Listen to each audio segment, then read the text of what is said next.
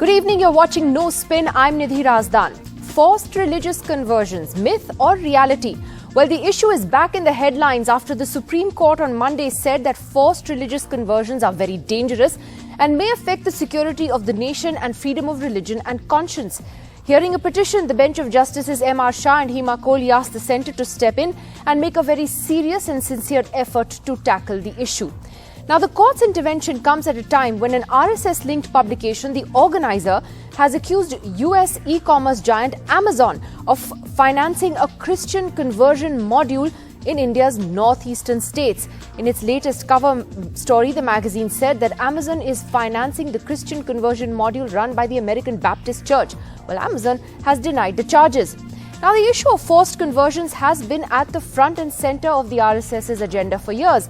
Many leaders in the BJP want a national anti-conversion law. Several states already have it on forced conversions. But are these laws tools of harassment or protection? Is the conversion debate genuine or a means for polarization? Well, joining us first on the program today is Ashwini Upadhyay, the advocate who filed this petition in the Supreme Court and asked the court to take cognizance of this. Thank you very much, Mr. Upadhyay, for joining us. What prompted you to take this matter to the Supreme Court? देखिए Nidhi ji, conversion केवल एक state की problem नहीं है, पूरे देश में हो रहा है। अनफॉर्चुनेटली कुछ स्टेट्स ने कानून बनाए हैं, कुछ नहीं बनाए। तो जहां कानून नहीं है वो सेफ हेवन बन चुका है कन्वर्जन का। उदाहरण के लिए गाजियाबाद में कन्वर्जन एक क्राइम है, लेकिन आप गाजियाबाद से इंटर कर जाओ आनंद विहार में, बस 5 मीटर की सड़क क्रॉस करके, तो वहां कन्वर्जन क्राइम नहीं है। आप नोएडा में हो तो कन्वर्जन क्राइम है, लेकिन आप मयूर विहार में जो दिल्ली का बॉर्डर के एरिया वहां इंटर कर जाओ तो क्राइम नहीं है। आप गुड़गांव में कन्वर्जन क्राइम है, आप दिल्ली एयरपोर्ट पे आ जाओ टर्मिनल 3 पे, तो वहां क्राइम नहीं है। तो हमने कहा ये कंप्लीट वायलेशन ऑफ आर्टिकल 14 है। कन्वर्जन के ऊपर बहुत सारे जजमेंट आ चुके हैं हाईकोर्ट, सुप्रीम कोर्ट के, और जहां बार बार कहा गया है कि ये जो कन्वर्जन है ये मतलब अगर ये फोर्सफुल है, डिसिटफुल है, या किसी तरीके का लालच दे के है, या धोखा दे के है, या कोई हॉस्पिटल में इलाज कराने के नाम पे है, या काला जादू दिखा के है, अंधविश्वास फैला के है कि हम आपका कैंसर ठीक कर देंगे, आपका बांझपन ठीक कर देंगे, आपकी नपुंसकता ठीक कर देंगे, आपके बच्चा पैदा हो जाएंगे, या इस तरीके कुछ भी अगर हो रहा है, दैट इज वो कन्वर्जन नहीं है। इस देश में लोगों को राइट टू रिलीजन है, राइट टू कन्वर्जन नहीं है। हमें संविधान रीतियों का प्रोटेक्शन देता है, कुरीतियों का नहीं। हमें प्रथा का प्रोटेक्शन देता है, कुप्रथा का नहीं। हमें धर्म पालन का अधिकार देता है, धर्मांतरण का नहीं। तो किसी भी तरीके का जो कन्वर्जन है, अगर वो धोखे से है, लालच दे के है, या सामदाम दंडभेद है, बाई कैरेट एंड बाई लेकिन Ashwini ji, do you have any data to back this up? मतलब आप कह रहे हैं कि फोर्स्ड कन्वर्जन एक बहुत बड़ी प्रॉब्लम है, लेकिन क्या आपके पास कुछ डेटा है to back this up, evidence है? हमारे पास डेटा है। उसी डेटा को देख के सुप्रीम कोर्ट ने कहा है कि नेशनल थ्रेट हो चुका है, नेशनल सिक्योरिटी के लिए बहुत बड़ा थ्रेट है, और उसको देखने के बाद ही सुप्रीम कोर्ट ने कहा है, जिसमें मैंने स्टेट वाइज दिए हैं और कुछ तो मैंने डिस्ट्रिक्ट वाइज दिए हैं। मैंने उसमें यह भी बताया कि किस तरीके से देखते देखते कश्मीर में हिंदू केवल 2% हो गए, लद्दाख में, लक्षद्वीप में हिंदू केवल 2% बचे हैं, मिजोरम में हिंदू केवल 2% बचे हैं, नागालैंड में हिंदू केवल 8% बचे हैं, मेघालय में हिंदू केवल 11% बचे हैं। और फिर डिस्ट्रिक्ट वाइज मैंने आंकड़े दिए हैं कि भारत के आंकड़े हैं, किसके हैं? ये तो गवर्नमेंट के आंकड़े हैं। आप खुद भी देख लीजिए कि हिंदू भारत के 9 राज्यों में माइनॉरिटी है। गूगल कर लीजिए, उसमें मेरी अलग पीआईएल चल रही है, जिसमें माइनॉरिटी कमीशन को मैंने चैलेंज किया, माइनॉरिटी एजुकेशन एक्ट को चैलेंज किया है, माइनॉरिटी मेजोरिटी को जो मैंने कानून को चैलेंज किया उसी बेस पे किया होगा। आप क्या एक नेशनल एंटी कन्वर्जन लॉ चाहते हैं? बिल्कुल, मैं चाहता हूं कि जो कन्वर्जन ऑफेंस है, और आर्टिकल 14 कहता है equality before law, equal protection of law. अगर जो अपराध है वो पूरे देश में अपराध होना चाहिए, और जो अपराध नहीं है तो कहीं नहीं होना चाहिए। ऐसा नहीं होना चाहिए कि यूपी में कन्वर्जन करने पे 10 साल की सजा हो, हरियाणा में 7 साल की सजा हो, गुजरात में 5 साल की सजा हो, कहीं कुछ। मगर मैंने I noticed one thing, Ashwini ji, and you're a lawyer. I am sure you wouldn't have missed this, but आप तो कन्वर्जन्स की बात कर रहे हैं। ये तो फोर्स्ड कन्वर्जन की बात अलग है ना? नहीं, मैं फोर्स कन्वर्जन की बात कर रहा हूं। अगर आदमी खुद अपनी इच्छा से कोई कन्वर्ट कर रहा है तो कहीं कोई दिक्कत नहीं है। कन्वर्जन का मतलब धोखे से, लालच देके स्कूल में इलाज कराने, स्कूल में एडमिशन कराने के नाम पे, हॉस्पिटल में इलाज कराने के नाम पे, काला जादू। अब जिनके जो हेड है वो, उनका घुटना खराब है, वो व्हील चेयर पे चलते हैं, और उनके चेले इंडिया में जगह जगह तंबू डाल के लोगों का घुटना ठीक कर रहे हैं, कैंसर ठीक कर रहे हैं। अभी कोविड के टाइम पे कितने सारे लोग खत्म हो गए और उनके चेले लोगों का कैंसर ठीक कर रहे हैं।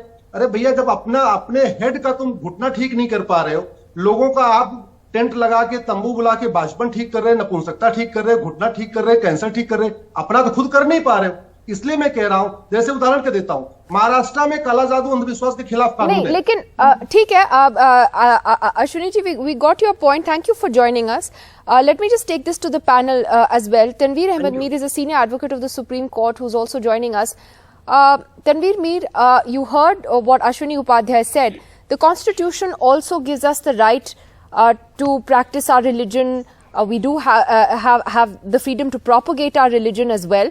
How does that square off with these anti-conversion laws that various states have already passed? You see, the legislature would be well within its rights to make any law once it is passed by the parliament. But the right of religion and right of equality at the core of its essence would also include that any citizen and any person in this country may profess any religion at any point of time. Now, if the religious conversion is basically a product of fraud or allurement, well, that is bad. That is bad in India and that is bad in any part of the world. But there cannot be any qualms about that. There cannot be any dispute about that.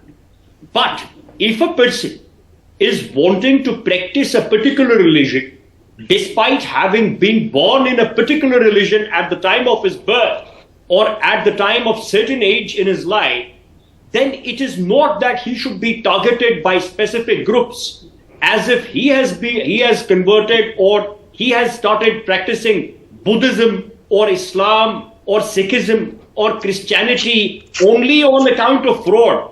So if somebody alleges fraud, if somebody alleges allurement, the basis of that would be that whether the converted person or the person who has changed his spirituality is ready and willing to make that complaint to a law enforcement agency to start with, that I have started believing in Buddhism or Islam on account of an allurement. But can I ask you that on the ground, I think there are about 10 odd states that actually have these strict laws, and in UP you can go to jail for up to 10 years. How is this playing out on the ground? As I asked in the beginning, are these laws genuinely tackling the issue of genuine forced conversions, or have they become tools of harassment for those who also willingly convert? Tools of harassment, Nidhi, I have seen many cases that have hit my table where certain people who would, help people in these situations, like for example, if somebody will go to a Buddhist monk and say that, sir, please help me in becoming a Buddhist, then rather than going to the person who wants to practice Buddhism or Islam, the person who is a preacher is targeted. Now that is where the law becomes a tool and an engine of oppression. What the law enforcement agencies and states have to do is that you have to start with the person. What if the person is doing all such acts voluntarily? At the same time, if anybody is found to be alluring somebody in the name of curing diseases or anything else, strict view is to be taken, and that is what exactly the Honorable Supreme Court has said. Okay, let me ask Mr. Deshratan Nigam, who's also a Supreme Court advocate and affiliated with the RSS as well. Mr. Nigam, how much of this has to do with a genuine concern for those who might be misled into converting? And how much of this has to do with the RSS and the BJP's politics, which also hinges on the narrative of Hindu Khatre mein hai? Nidhi, in fact, the hint that you are giving is the report in the organizer. It is rather an author-driven investigative report. It has been not by the organizer, but somebody like any other, like your website, where people post articles and you publish articles. So that's an investigative journalism, and it started from Arunachal Pradesh, from where such an issue arose. And that was investigated, and it was found that, and it is admitted by the Amazon officials India, that the Amazon America has given some money to All India Mission, which is actually a frontal organization of American Baptist Church. And after that investigation is started, The website has become inaccessible. That particular website has also been blocked by Amazon, and the National Children Protection Commission is also taken cognizance of the matter when they kept on sending notices, but after not receiving any responses, they have again fixed up a date, and it requires further investigation, including money laundering. Nobody can deny that certain reports have come out, and that is to be investigated further. A serious issue has been raised. Northeast, what we have researched in the Northeast is the Northeast conflict that we saw for a very long time post-independence was a result of the conflict created by missionaries. Then the relief camps were organized by them, and through relief camps, conversion used to take place. You create a conflict through violence, then create relief camps, and then start conversion. So one of the root causes of conflicts in the Northeast was this conversion. Let me ask Father Faustine Lobo, who's from the Karnataka Catholic Church, who's joining us. Father Lobo, you're hearing this entire debate. Would you like to weigh in on this? Yeah, when I hear the panelists here, I see there is a confusion between forceful and conversion by allurement and deceit as against getting converted. See, if there is force, if a person is allured, or if there is a deceit by which a person is made to change his religion or her religion, then it is totally wrong. When that is wrong, every individual person in India has a right to get converted. I can change my religion 10 times a day because it is my personal fundamental right. When I have the right, I can change. If there is force, if there is deceit, if there is allurement, I also endorse that that should be punished. It is not proper. And Catholic Church, in a special way, in its document of the Second Vatican Council, clearly mentions that forceful or conversion by enticement and allurement or deceit are wrong. We are not supposed to, and we are strictly warned not to do that. So therefore, if I have a right to profess, practice and propagate religion, then when I profess, I practice, and if someone else is interested to listen to me and I propagate, I speak about my religion to a person, and that person gets inspired. Are you saying that on the ground, even in Karnataka, are you saying that on the ground, even in Karnataka, which has an anti-conversion law in place, that distinction is not being made between those who are freely making the choice to convert and those who are being forced to? Yeah. See here, what I see is the law itself is such a difficult law and such a harassing law, which says that when I have to change my religion by volition, I have to get the permission of DC. Who is DC to decide my faith? Faith is a personal matter, and how can a DC can decide that I really believe or not? The law itself makes it seriously difficult for the person to get converted, because I have a right, fundamental right, but at the same time this law makes it difficult for you to exercise that right if you choose to do so. Do my right. Well, that's an interesting point that you've raised, and I'll take that back to Mr. Nigam in just a moment, but Anshul Avijit of the Congress is here as well. Mr. Avijit, where does the Congress stand on this? In the past, it has vociferously opposed these anti-conversion laws in different states, citing the fact that people have the freedom to practice their religion, that it interferes with faith, including in Karnataka. What do you say today? No, absolutely. I mean, this is the complete overreach of the executive if such laws are made. I mean, it is not about the tool for harassment alone. It is about a tool for oppression.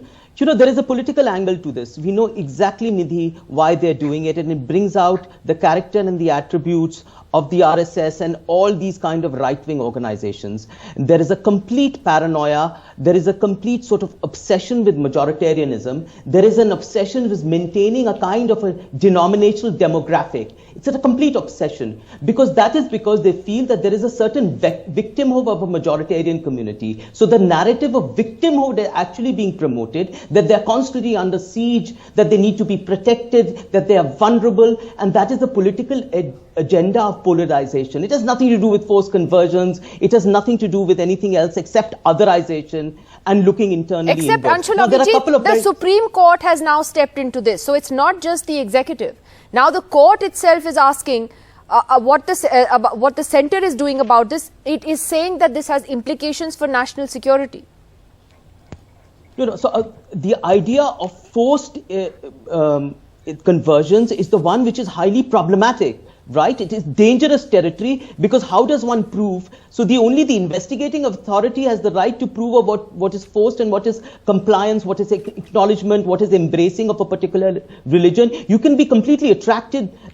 Another religion can be very appealing to you and might convert. We have a number of articles from 25 to 28 which talk about the freedom to profess, to practice, propagate any religion. Not only that, to disseminate religious instructions as well. So when you have that right, you also have the right to convert. We are not talking about that right. As a historian, having dwelt on this topic long enough, throughout history, there has been this propaganda that mass-scale forced conversions took place. There's never any basis to that.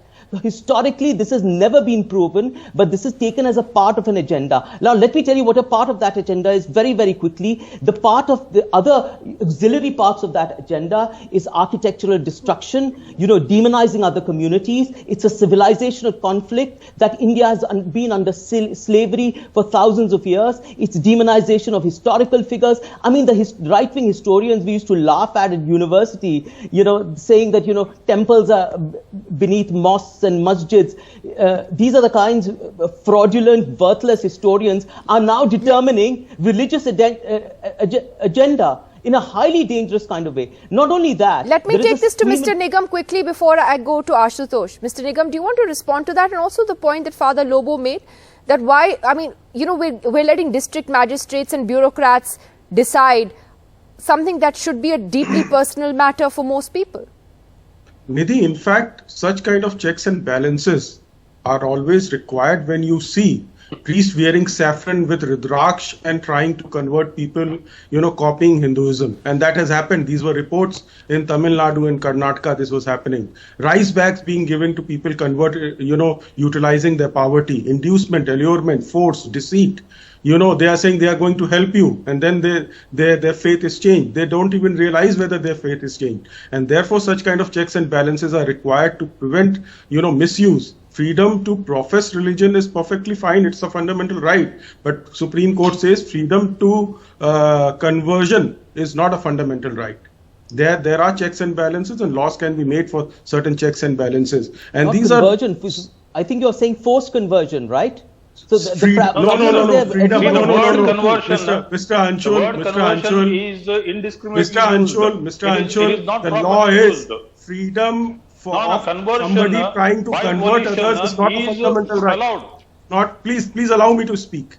Freedom for somebody to convert is not a fundamental right. Freedom to profess your own religion is a fundamental right. This is what Supreme Court has said. So Ashutosh, just to weigh in on this, then therefore there is an assumption that most people are just incapable of thinking for themselves. There's an assumption that the poor in particular require the elites, for want of a better word, to think for them, to know what is right for them. And how much of this is to do with a sort of larger polarizing narrative that is at play, which is that the majority community is in danger? Nidhi, I think when we talk about the conversion, that I think we're talking about the conversion, about the forceful conversion or conversion by force. Second point is, when conversion by a particular ideology is a political issue, which has very little basis. It's part of an ideological project. So when conversion happens from Hinduism to Christianity, Hinduism to Islam, it's an issue. When conversion happens from Islam to Hinduism and Christianity to Islam, it is not an issue. I just quote a report about Kerala. In Kerala, 47% Hindus they converted to Christianity and Islam. Is it an issue or not? Nobody will probe to whether this was a forceful conversion or conversion by one. So my point is, if conversion from what the missionaries are doing, converting people from Hinduism to Christianity or from Islam to Christianity, if that is sinful, then Ghar Wapsi is equally sinful, because that is also being done either by lure or by pressure. So one kind of conversion is acceptable and other kind of conversion is not acceptable to me. There should be one set of rules, there should be one set of laws. So if either way, if the conversion is forcefully done, it has to be penalized, and the people concerned should be accordingly the law should deal with them. But it cannot be discriminated. So in Kerala, what the propaganda is that Christian missionaries are converting in bulk. But where is the data? There is no data.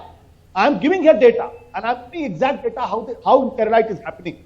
Of total 506 people who registered their change of religion with the government, 241 were those converted from Christianity or Islam to Hinduism. Christianity, Islam to Hinduism. A total of 144% adopted Islam. Christianity received 19 new believers. So what is it? Is it acceptable or not? Just 47% people who converted to Hinduism from Christianity, Islam. Is it acceptable or not? Mr. Nigam, do you want to take that on? I mean, is some of this just fanning a certain narrative for political ends?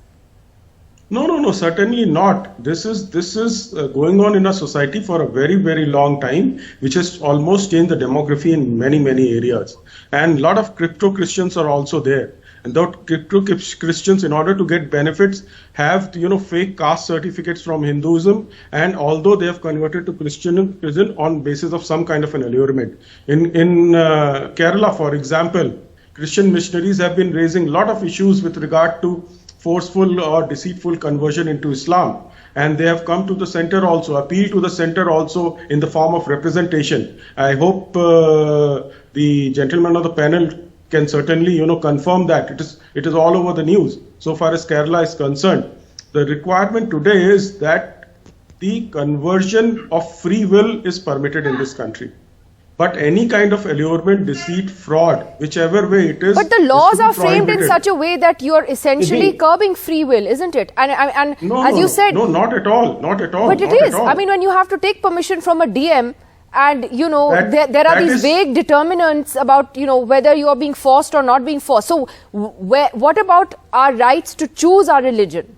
What about that? And are we assuming that all of India's poor people are just stupid, gullible people who don't know what choices they're making? Is that are we going to make that assumption?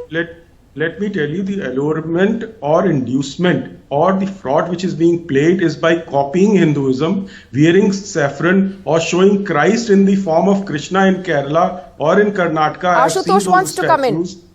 In statues, that is where I have the problem. Nidhi, I still did not get answer from my dear friend Mr. Nigam that conversion from Christianity and Islam to Hinduism is acceptable or not acceptable? Because we are always told there are a lot of the Islamists are converting Hindus in bulk. The Christian missionaries are converting in bulk. The second point is, and I think that is very important, how can a state decide what religion I want to pursue? Who is the DM? Who is district manager? How can he tell? How can he inquire? Why should he probe? So the matter is between me and God. If I want to accept the religion, I will do that. I don't need a permission from anybody, and nobody should decide what religion I should pursue. Let me answer Ashutosh very clearly. You didn't hear me properly. I said any kind of forced conversion from any religion to any religion is prohibited and should not be done. And secondly, nobody is interfering with your choice. The laws are made to prevent its misuse. Forceful conversion. That is a distinction you have to keep that in mind. Because the DM knows what's best for us. Can I just come in? No, he has to investigate and find out. I'm completely out of time. I'm completely out of time, but let's see what the centre comes back to the Supreme Court with on this. Are we heading towards now a legislation in Parliament? on forced conversions. It will be interesting to see if that does happen. Thanks very much to all of you for joining us tonight. Thank you.